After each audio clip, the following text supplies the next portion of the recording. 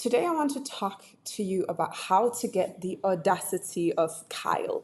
And now you might be asking yourself, who is Kyle? And I get that. So, first, we're going to start with a little bit of context.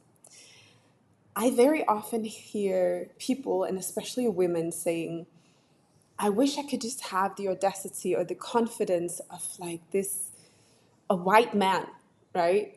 Who will just, create a podcast and talk about stuff and without really necessarily being qualified for it, just to sharing opinions. And then we will have a lot of people saying, I know what I'm talking about. Why is it that I don't know how to just start a podcast? Why is it that I can't just apply for that job? Why is it that I can't just do these cold outreach and sell my offers? Why is it that I can't post more? Why is it, you know the drift. So insert whatever it is that you want to do, and you haven't been able to get that audacity, that confidence. And that's what I want to talk about today. So when we're talking about Kyle or Chad or whatever it is for you, you're imagining maybe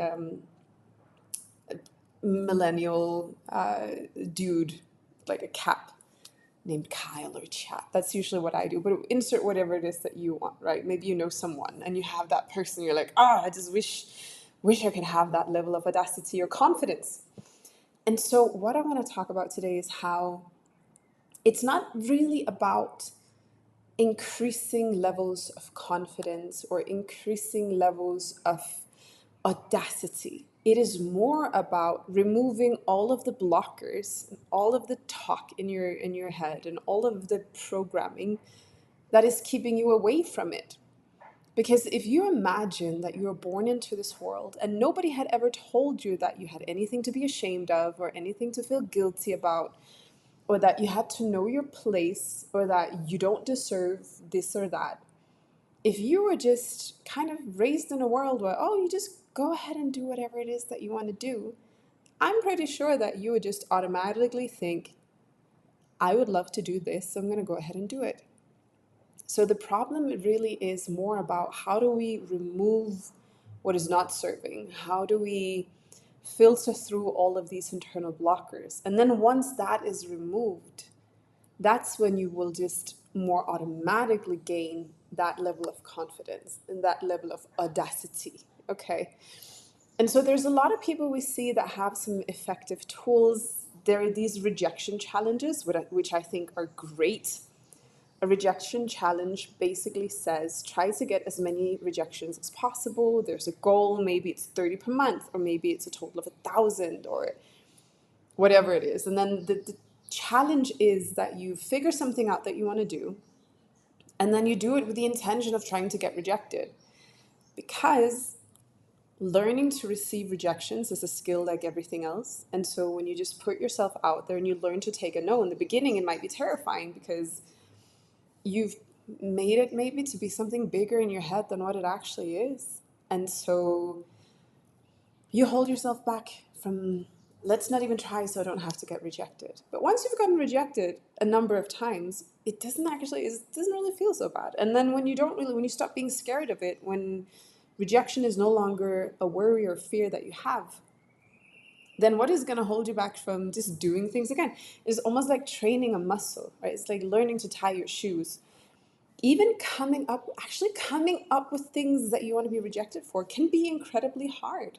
That in itself is something that requires inspiration, motivation.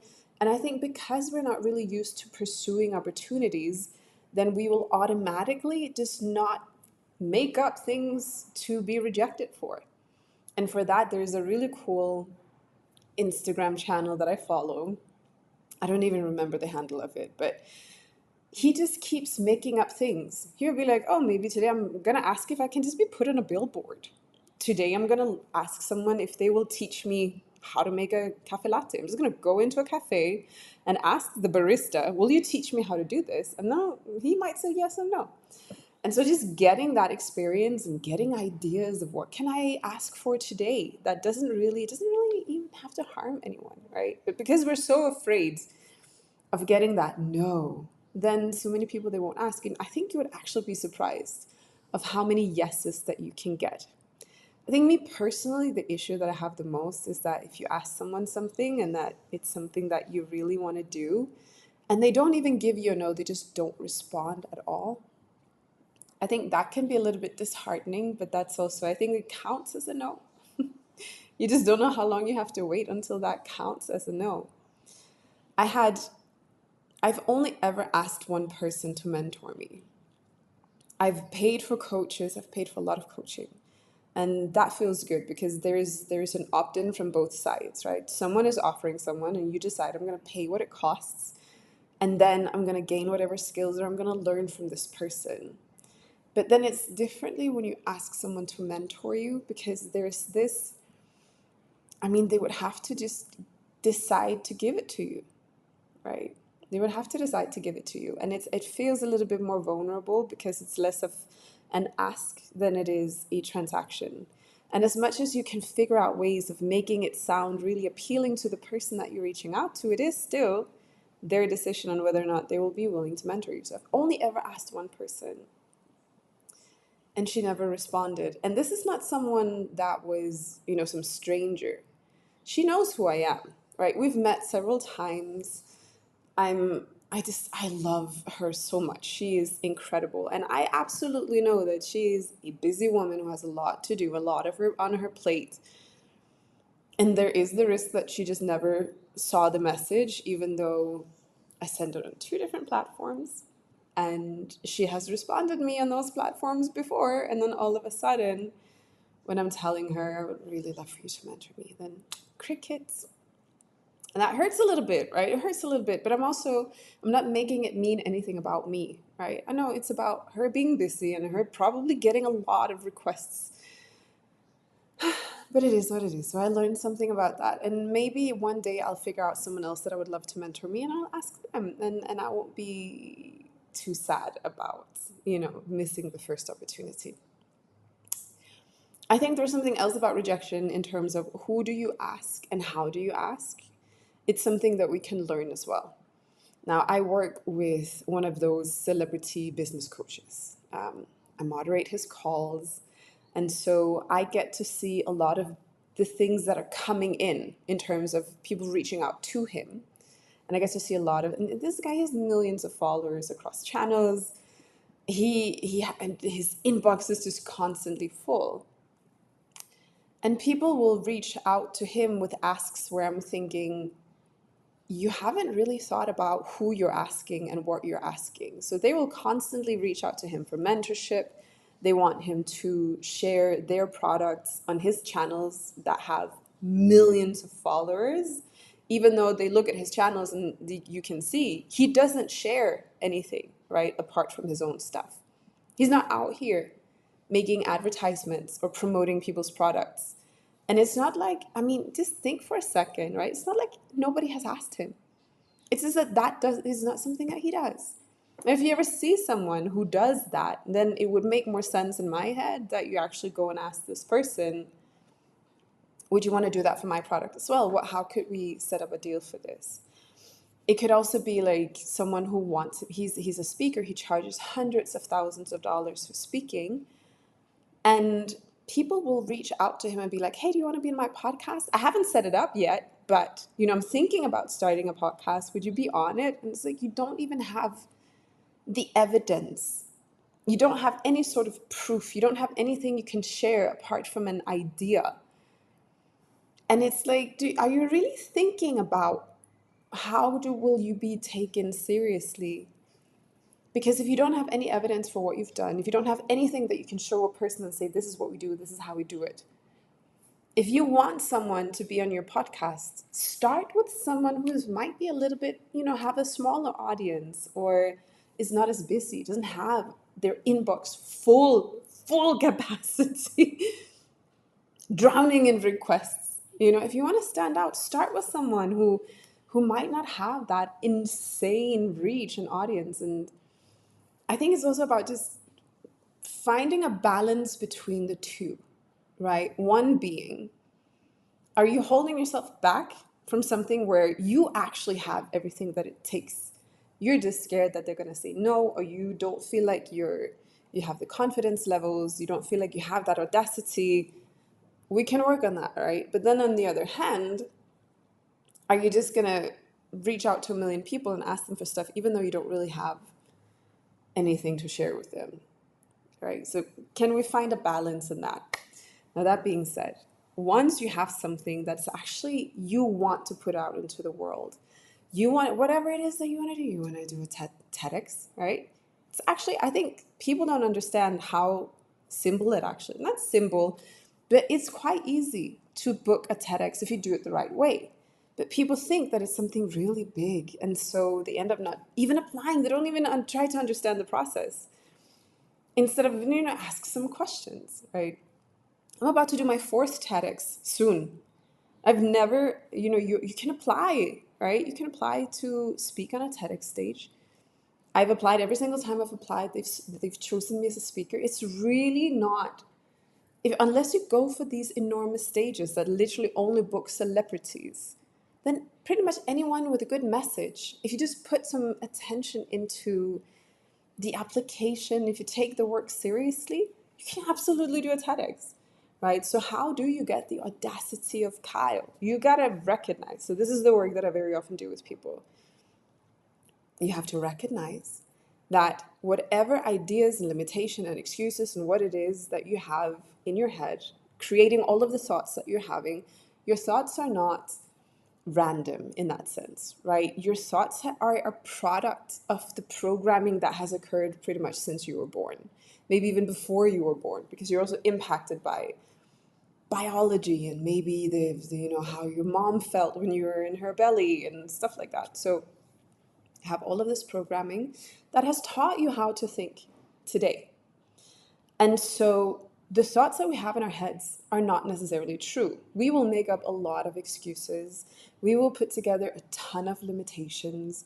We will make up a bunch of stories about how people will respond or what they think or what's going to happen. And all of that it's just not true, right? It's very rarely true. And so once we have to start recognizing really, okay, what is the pattern that is showing up?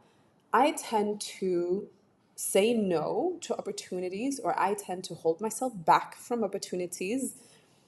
When I'm given a stage to speak on, I'll try to get out of it. I don't want to do it. All of this, whatever it is that you feel somewhere inside that I actually would love to do this. I would love to set up my own business. I would love to set up my own podcast. I would love to start investing. I would love to, whatever it is. You look at it and you start seeing once you put it into your head, okay, I'm going to do this. What are the first 10 excuses that come into your head? What is the resistance that you're feeling? What are the stories like, I'm not good enough, I'm not qualified enough? The thing is, Kyle or Chad or whoever it is, they don't have that, right? They're not going to sit and think, oh, nobody's going to listen to what I have to say. They're just going to think, hey, want to start a podcast? Sure. What are we going to talk about? I don't know.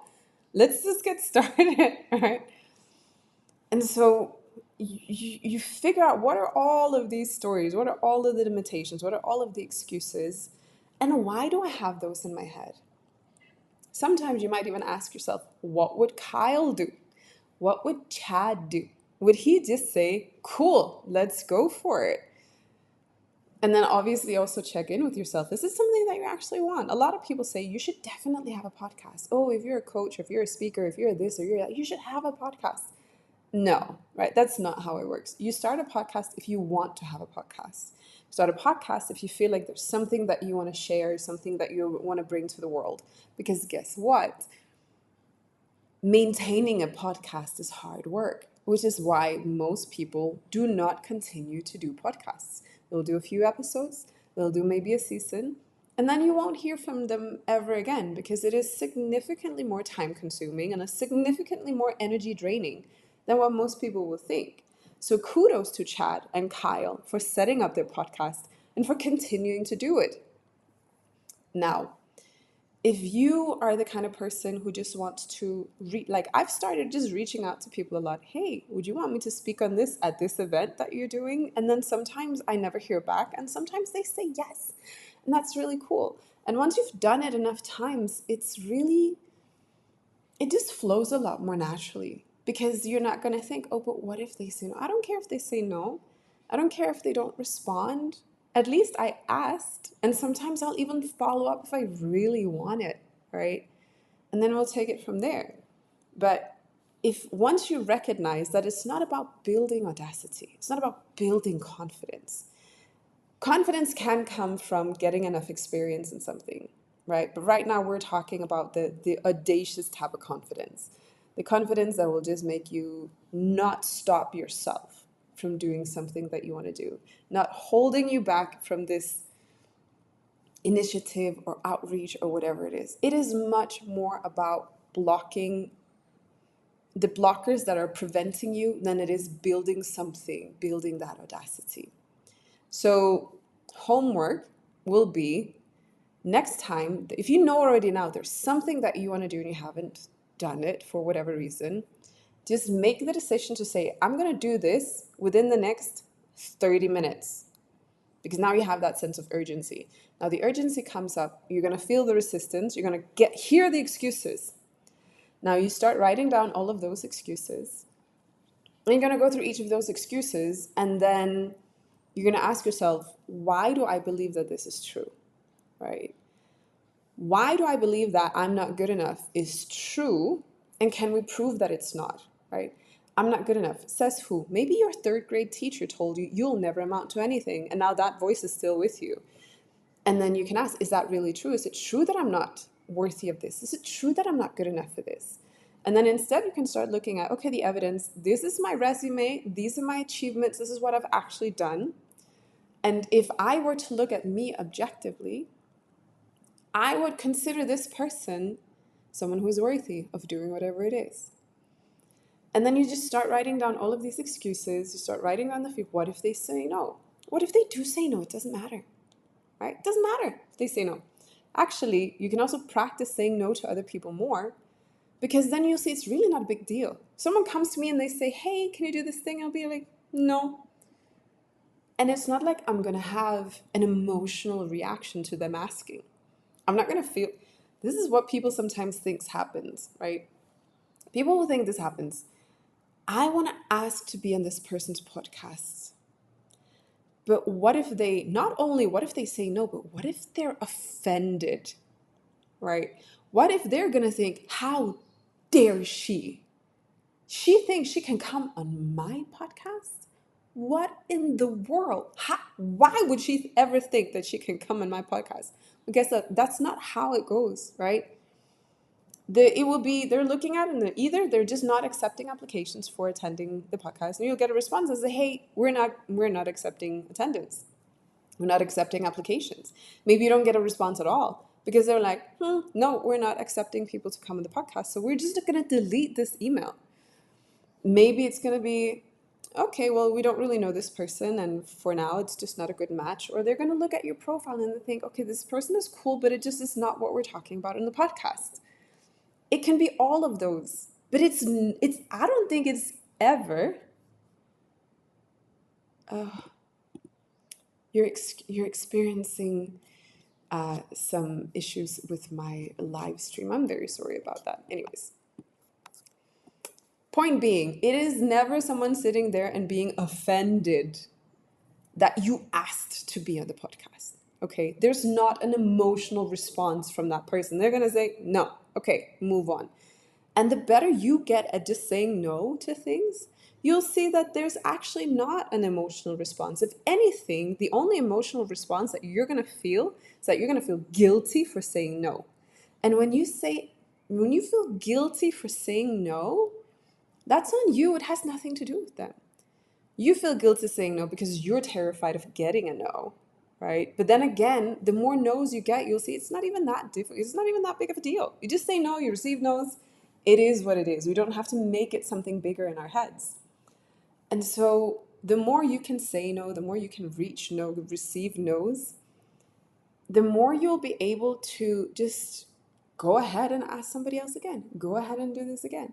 And then slowly you'll see all of a sudden you have the audacity levels of some 20-year-old male podcaster called Kyle, wearing his hoodie or whatever and talking about things he has zero experience in, and just sharing his opinions. Now he's getting millions of followers. And you're like, how is this even possible? Well, at least now you have the level of audacity, right? Maybe now you can go out and do something that Kyle has no problem doing, or Chad does not mind doing at all, because they just don't have those internal blockers. So that's the homework. I hope you're going to do it. I would love to hear how it goes, what you think. If you're building some more audacity, or I would rather say removing all of the blockers for your audacity. And then I would love to hear how it goes. Yeah, if you have some experience, if you're seeing yourself dismantling your excuses and your limitations, and if you're going on a rejection challenge, or if you're saying more no's, let me know in the comments. I would love to hear from you. Okay, that was it for me today. Bye.